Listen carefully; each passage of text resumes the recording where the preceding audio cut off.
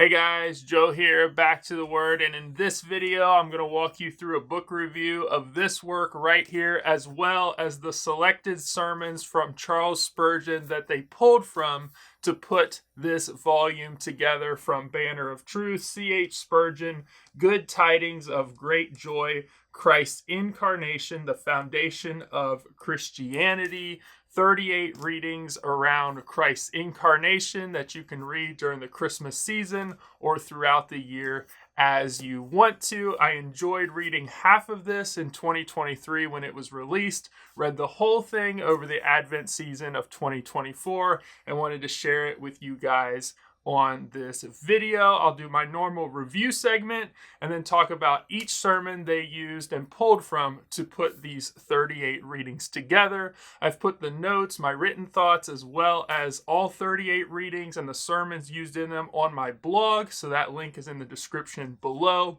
As normal in my videos, everything's timestamped, so if you want to hop ahead to the section that most interests you, feel free to do so.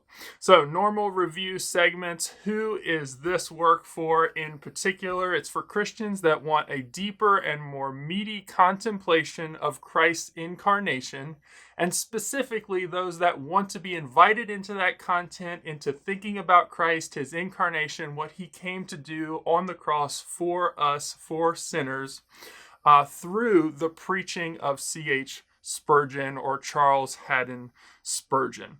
This volume could also serve as a good entry point for those, honestly, who want a taste of reading Spurgeon's sermons content and to see what reading Spurgeon's sermons are like as well. Who wrote it? The sermons that are put together in these readings, I'll talk about in a moment where those come from, are from C.H. Spurgeon, who lived from 1834 to 1892. He was an English particular Baptist preacher, called by many the Prince of Preachers. The selections of his sermon snippets and light editing were pulled together and were done by the editors of this volume from Banner of Truth, and there's a foreword by Sinclair B. Ferguson that is really good in this volume as well. What stands out about this work in particular? There are 38 readings on the Incarnation as the foundation of Christianity. Christ being fully God and becoming fully man, putting on flesh. There are some readings that are shorter. There are some that are longer. They average around 7 minutes per reading. And as I already said, there are 38 of them in this hardback volume with dust cover from Banner of Truth. The readings are procured selections from C.H. Spurgeon's sermons on the Incarnation. And so I'll talk more about that a little bit later in this video. Those sermons are pulled from the Passmore and Alabaster official sermon volumes, which is Spurgeon's official publisher during his lifetime. They published 63 volumes total of his sermons, containing 3,563 sermons from Spurgeon. If you want to know about the Spurgeon publication of his sermons and other things, I've done a publication history video of Spurgeon's sermons on my channel. I'll link that in the description. I've also done every collection of Spurgeon's sermons that exists, some details on each one. That video will be linked in the description below as well.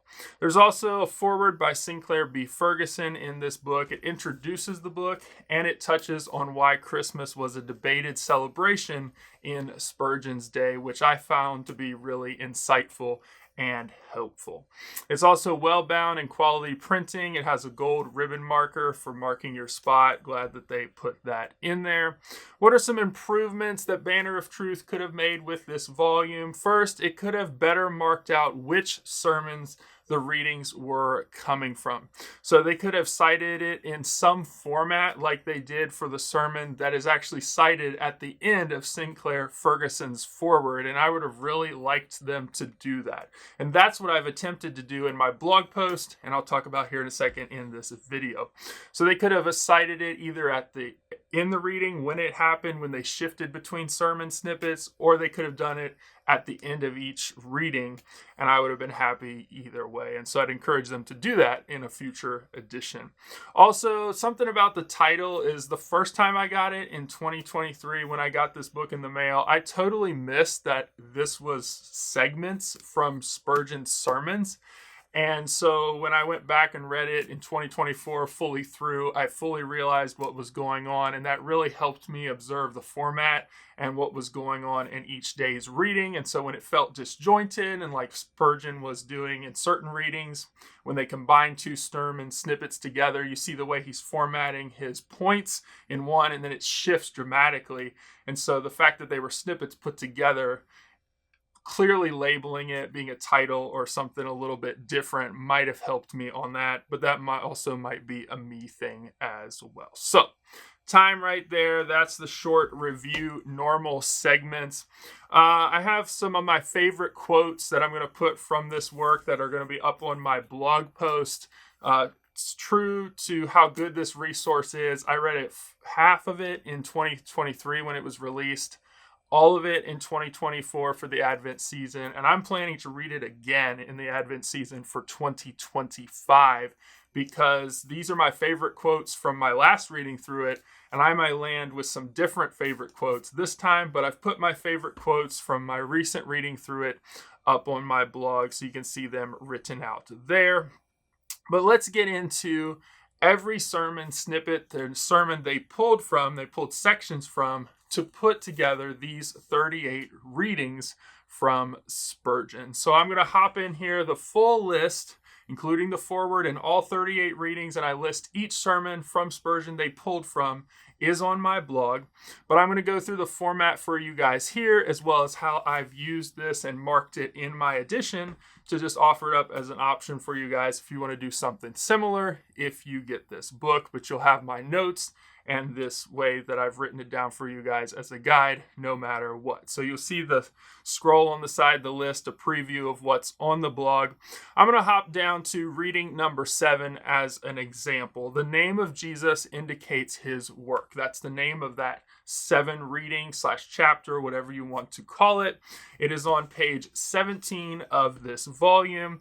And then this specific reading I've given us as an example here because it pulls sections from 2 sermons together into one reading. So the first one that starts out is the name of that sermon is Jesus, number in the Alabaster and Passmore editions, well-known number, the 63 volumes. It's sermon number 1434.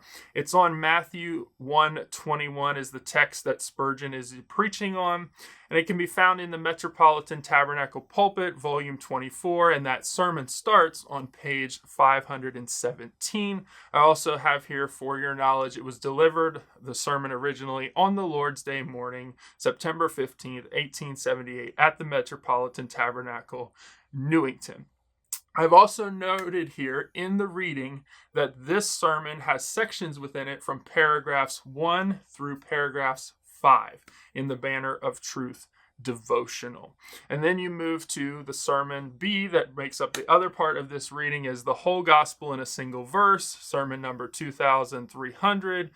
Spurgeon's sermon on 1 Timothy 1:15 is what he's preaching on. His text for that sermon, the Metropolitan Tabernacle Pulpit, volume 39. That sermon starts on page 133, delivered on Thursday evening, February 28th, 1889, at the Metropolitan Tabernacle, Newington, paragraphs 6 through 10 in that devotional. And so what I did as I was reading through the devotional is each day's reading, I would read it, I'd go back, pick out key phrases, I would search within my digital editions of Spurgeon sermons in Logos and find out which sermons they were pulling from to put that daily reading together. And I've marked them there by paragraphs. So paragraph 1 through 5 for the first one, paragraph 6 through 10 for the other one. So A and B put together in that day's reading. Some of these readings, as you can see, when I scrolled by, the first couple ones just come from one sermon. They've taken one sermon, a segment, they've edited it down lightly a bit, and then broken it down in over 3 days. But some of them pull snippets from 2 sermons together, often on the same text, but they they don't always have to be so. Another example I wanted to go through for you guys just to see what some of these are like and what they do in this volume. Reading for day or chapter, whatever, 34, Jesus Christ, his own herald. So sometimes what they'll do is they'll start out with a sermon, so A, then they'll go to B, and then they'll go back to A again. And so here we have, they start out with paragraphs 1 and 2 are from this sermon application, and then we skip to 6 through 9 in the Banner of Truth devotional. So it's A, then it goes to B, lo, I come the exposition. So it's a related sermon, but you see there paragraphs 3 through 5 in a Banner of Truth devotional. So you start out with A sermon, paragraph 1 and 2, then you switch to 3 through 5 in B, and then back to A again. So one thing as you're using this resource is that their Spurgeon sermons are online for free. I talk about this in the collections of Spurgeon sermons that you can get, the video I've done on my channel. I've done a full playlist of all Spurgeon related video content in a playlist, so I'll link that playlist, actually card above,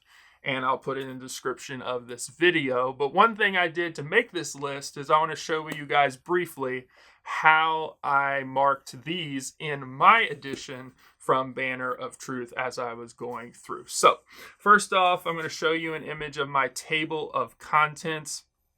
I started out really thinking, well, if they're named similar in the table of contents being the chapter readings, so you see right there, the angel's song, the angel's song, the angel's songs for the first 3 readings, I'm like, they obviously pulled it from a sermon called The Angel's Song and then divided it into 3 segments, and that's what we're reading from Spurgeon. And that's true for some of them. They've pulled from, lightly edited them down a little bit.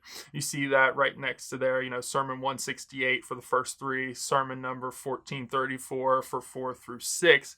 But then I started hitting, as I started to research and was looking for those key phrases, that they were pulling various sermons together to make different ones. And so I've noted here in my table of contents, it's up for you guys here on the right, just how I did the table of contents. But many of these were pulled from various sermons put together. So another thing that I did to help me out is I put at the beginning of each reading, so each chapter you say of the 38, is I put the sermon number that they pulled from, that's part of that reading, the volume number, and then the passage that Spurgeon was preaching on. All 3 of those allow me to find that sermon if I want to very quickly and easily within my digital copy of Logos, or I already talked about it. I'll put a link in the description about where you can get free Spurgeon sermons online, and you can search for them based on the volume number or the scripture that he was preaching on as well. I'll put chapter 34, let's just say reading 34 up for you guys as an example of 2 sermons and what I noted there. So you see right there, 2,203, the volume number, the text he was sharing application for, and then you see sermon number, exposition, volume number, and passages that he was preaching on, the sermon text as well. This is how I noted it in the margins in the paragraph. You're not going to get this, but I've tried to share it through my paragraph notations where applicable on my blog notes. So you'll see paragraphs 1 through 2. So here's an example of how I marked it. So they start out the devotional sermon number 2,203. I easily know which one that's pulling from by my notation right above the chapter number heading.